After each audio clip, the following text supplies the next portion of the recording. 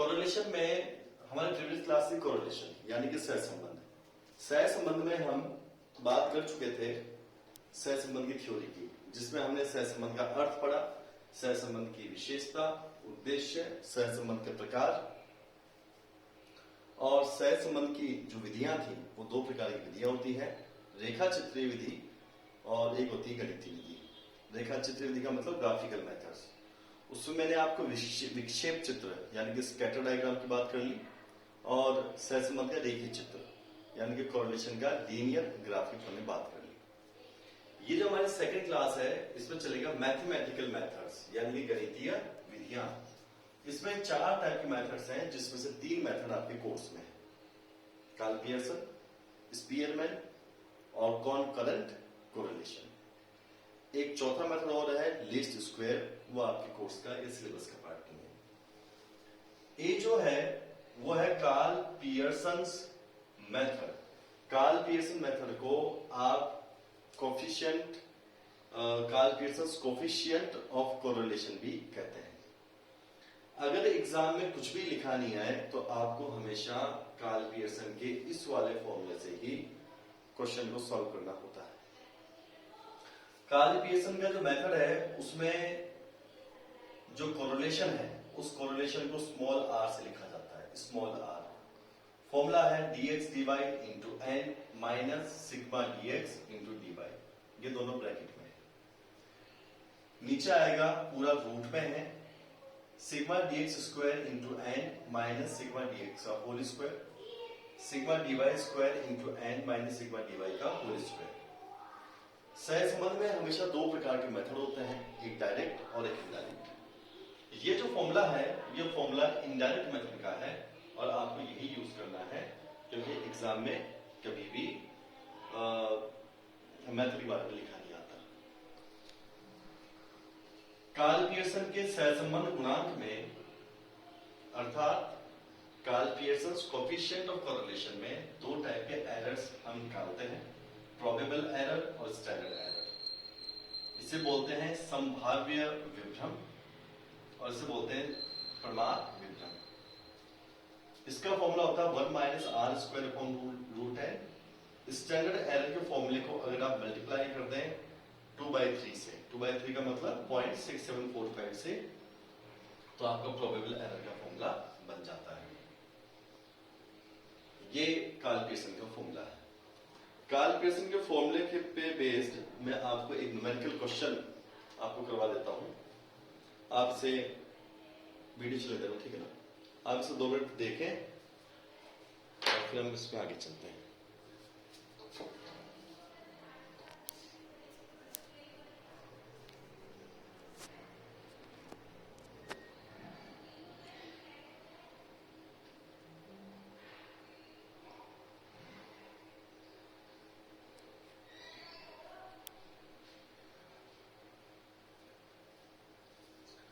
तो Karl Pearson का जो मेथड है इसके अंदर से 3 या 4 टाइप के क्वेश्चंस हैं, बाकी सब सेम क्वेश्चन चलते हैं। यूनिट 3 में है ये चैप्टर और आसान चैप्टर है। कोरोना काल में आपको 3 ही क्वेश्चन करने हैं, केवल 60 मार्क्स का पेपर करना है, इसलिए आपको ये यूनिट आप करें। क्वेश्चन नंबर 5 का है मेरे पास ए पार्ट। लिखेंगे calculation of coefficient of correlation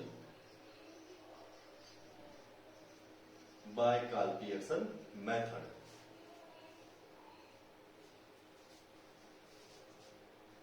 by Karl Pearson's method. सबसे पहले इस क्वेश्चन में आपको देखा है कि पति पत्नी के आयु का सहसंबंध गुणांक ज्ञात कीजिए। Calculate the coefficient of correlation for the ages of husband and wife. इसमें एज ऑफ हस्बैंड है मेरे पास और एज ऑफ वाइफ है। एज ऑफ जो हस्बैंड है उसे आप x मान लें और एज ऑफ जो वाइफ है उसे आप y मान लें। किसी भी एक डिजिट को आपको x मानना है और किसी भी एक डिजिट को आपको y मानना है। यह आप पे डिपेंड करता है कि आप किसे x मानते हैं या किसे आप y मानते हैं। मैंने यहाँ एज ऑफ हस्बैंड को x माना है। यह है 23, 27, 28 दो बार है, 29, 30, 31, 33, 35 और 36। एज ऑफ वाइफ को मैंने वाई माना है। ये है 18, 20, 22, 27, 21, 29, 27, 29, 28, 29। एक बार हम चेक कर लेते हैं कोई गलती से गलत नहीं लिख दिया हो।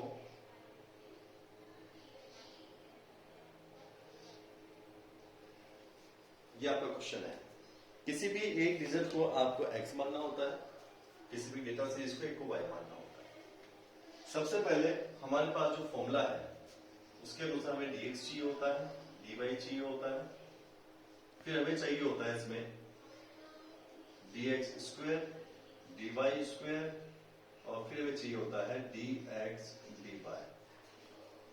सबसे पहले इसमें से कोई भी एक संख्या को आप अज्यूम कर लीजिए, मतलब a मान लीजिए, ये अज्यूम कर लीजिए। 23 में से 30 घटाएंगे तो आएगा माइनस का 7, 27 में से 30 घटाएंगे तो आएगा माइनस का 3, 28 में से 30 घटाएंगे तो आएगा माइनस का 2, माइनस 2, माइनस 1, 0, 1, 3, 5, 6। आपने जो समांतर माध्य पढ़ा है, जो मीन पढ़ा है, उस मीन में आप जो dx निकालते थे वही dx आपने यहां निकाला है उसी तरीके से। इसमें मैं अज्यूम कर लेता हूं, जरूरी नहीं कि जो इसमें हो वो अज्यूम करें, अज्यूम कुछ अलग भी हो सकता है। जैसे इसमें 25 नहीं है तो मैं 25 को भी अज्यूम कर सकता हूं, लेकिन फिलहाल मैं यहां 27 को अज्यूम कर रहा हूं। 18 में से 27 घटाएंगे माइनस का 9, 20 में से 27, 22 में से 27, 27 में से 27, 21 में से 27, 29 में से 27, 27 माइनस 27, 29 माइनस 27, 28 माइनस 27 और 29 माइनस 27। सब में से 27 को माइनस करेंगे और आप dx निकाल लेंगे। dx का जो स्क्वायर होगा यानी कि 7 का स्क्वायर, इसका मतलब हुआ -7 into -7, minus minus plus 7 into 7 49। Square हमेशा पॉजिटिव होता है, तो 7 इंटू 7 49, 3 इंटू 3 9, ऐसे इसका 4, इसका 4, इसका 1, इसका 0, इसका 1, इसका हो जाएगा मेरे पास 9, इसका हो जाएगा 25, इसका हो जाएगा 36। उसके बाद आप निकालेंगे यहां पर dy स्क्वायर, इसका स्क्वायर कर दीजिए। 9 का स्क्वायर कितना हो जाएगा 81, 7 का स्क्वायर 49, 5 का स्क्वायर 25, 0 का स्क्वायर 0, 6 का स्क्वायर 36। ऐसे आप इसमें स्क्वायर करते चले जाएंगे। उसके बाद चाहिए इसमें dx dy, इसको और इसको मल्टीप्लाई करो। माइनस का 7 है, माइनस का 9 है, minus minus plus 7 into 9 63, minus minus plus 3 into 7 21। ध्यान रखें माइनस माइनस होगा तो प्लस होगा, प्लस प्लस होगा तो भी प्लस होगा, यानी कि सेम साइन, एक जैसे साइन अगर मल्टीप्लाई होते हैं तो हमेशा प्लस होगा। -2 -5 प्लस का 10, -2 इंटू 0 0, -1 इंटू 6 प्लस का 6, 2 into 0 0, 1 into 0 0, 3 into 2 6, 5 into 1 5, 6 into 2 12। इसके बाद लगाएंगे आप यहां एक फॉर्मूला। हमारे पास जो फॉर्मूला है वो बड़ा वाला फॉर्मूला था, R equals to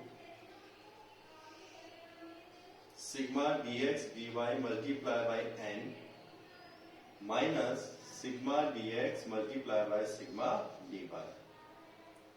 sigma dx square into n minus sigma dx का whole square, sigma dy square into n minus sigma dy का होल स्क्वायर। ये ऐसा आपके पास फॉर्मूला था। सबसे पहले dx dy इसका टोटल कर लें आप, ये हो जाएगा मेरे पास में 4 और 64 और 20, 74 84 10 94 100 117 123, ये होगा 123।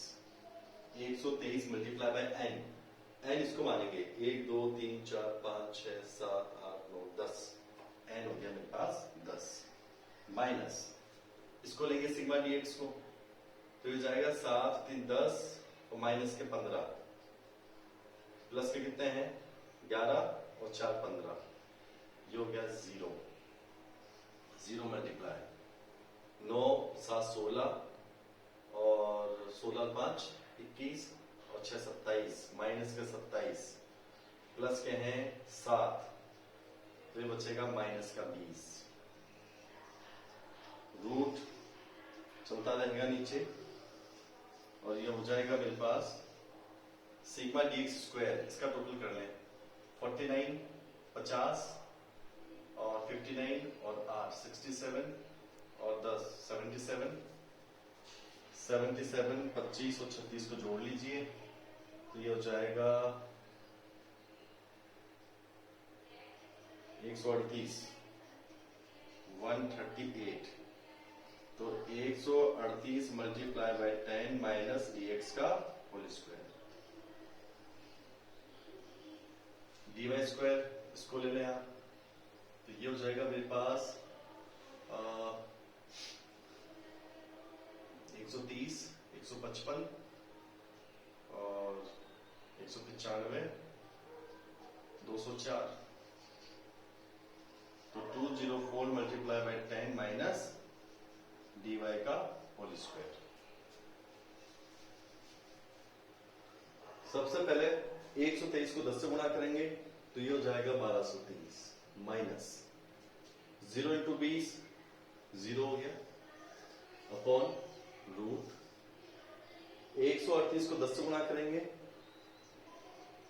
1380 माइनस 0 0 का स्क्वायर 0, 204 इंटू 10 2040 माइनस 20 का स्क्वायर कितना होगा 20 इंटू 20 400, ये हो गया 1230 डिवाइडेड बाय 1380 गुणा 2040 में से 400 गया तो 1640,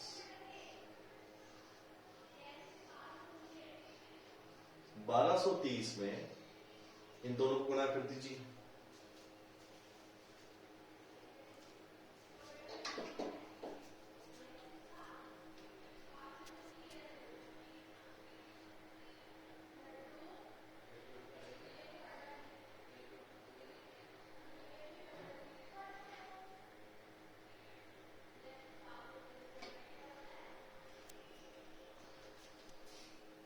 अब ये 1380 को और 1640 को कैलकुलेटर से मल्टीप्लाई करें, 1380 मल्टीप्लाई बाय 1640, ये होगा रूट में आपके पास 2263,200, 1230 डिवाइडेड बाय इसका अंडर रूट निकाल लीजिए, तो ये आएगा 1504.3936।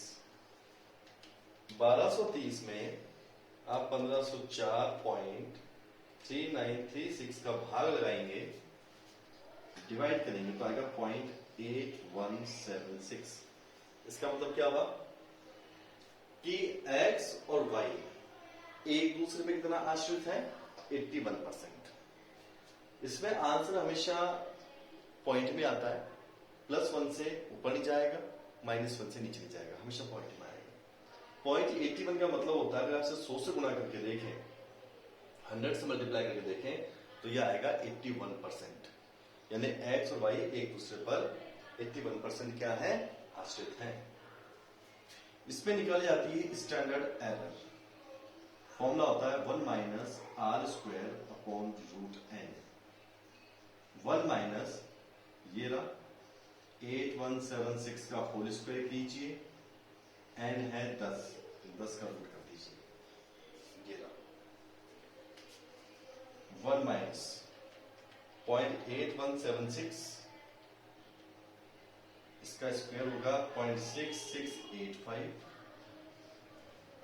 10 का अंडर रूट होगा 3.16, डिवाइड करें और 1 में से घटा के और आंसर निकाल सकते हैं। एक इसमें निकालते हैं प्रोबेबल एरर पीई। फॉर्मूला होगा 0.6745 multiply 1 minus r square upon root n. 0.6745 multiply 1 minus r square क्या था, ये रहा 0.8176 का होल स्क्वायर अपॉन 10 का रूट। 0.6745 मल्टीप्लाई बाय, ऊपर वाला सेम रहेगा ऐसा कैसे, ठीक है। आप 0.8176 का स्क्वायर करें और एक में से घटा देंगे, इसका स्क्वायर करके एक में से घटाएंगे तो ये आएगा 0.3315। 10 का रूट आएगा 3.16, इसको इससे गुणा करके और फिर 3.16 का डिवाइड करेंगे तो आपका आंसर आ जाए। ये आपका कोरिलेशन का कैलकुलेशन मेथड है। एक दूसरे पे ये 81% आश्रित है। इसमें हम स्टैंडर्ड रूप से कितनी गलती लेके चल सकते हैं? भाई हमारे पास क्या है, हमारे पास क्या है, ये एक डेटा है 10 महिला थी और 10 पुरुष थे जिनका आपने डिपेंडेंस का एनालिसिस किया। अब ये 10 क्या है, एक सैंपल है। इस सैंपल में कितनी गलती लेके चले उसे कहते हैं स्टैंडर्ड एरर। इसमें अधिकतम कितनी गलती हो सकती है रिलेशन निकालने में, उसे कहते हैं पीई, प्रोबेबल एरर। हमारा जो कोरिलेशन है ये कभी भी इस पीई के 6 गुना से मतलब बड़ा होना चाहिए। अगर पी के 6 गुना से बड़ा है तब तो हम मानते हैं कि हमारा सैंपल सिलेक्शन सही था और ये कोरिलेशन भी हमने सही कैलकुलेट किया है, अदरवाइज हमने ये इनकरेक्ट कैलकुलेट